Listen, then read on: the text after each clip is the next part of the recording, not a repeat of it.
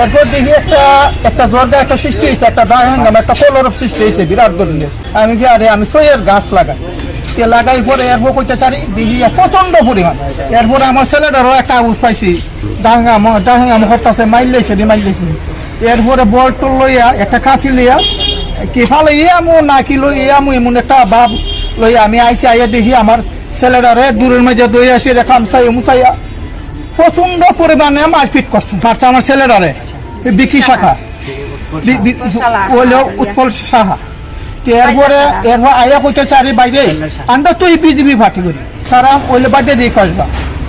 এরপর কইতেছি ভাই কইলে তোরে মু জর্গা জরি খেরে করতাছ ভাই, তোরা চিনা পরিচয় মানুষ, আমরা বিজেপি পার্টি করি, তোরাও বিজেপি পার্টি করস, আমিও বিজেপি পার্টি করি।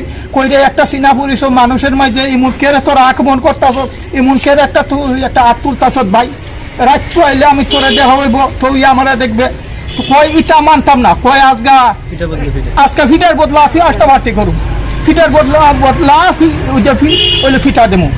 আমি বলছি আর ভাই ভালটা পাল্টি করে কি করবে, আমরা একটা নিউরা পার্টি বিজেপি পার্টি করি, ঠিক আছে করলো, আমরা এমন সম্মান পাই না স্যার, এমন আমরা সম্মান পাই না।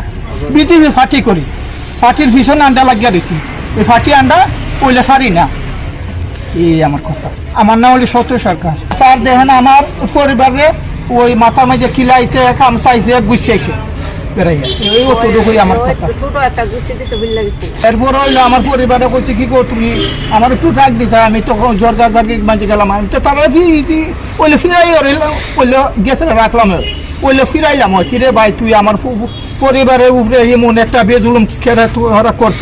তখন আমার বিকি সাহা, আর কাইলা সাহা।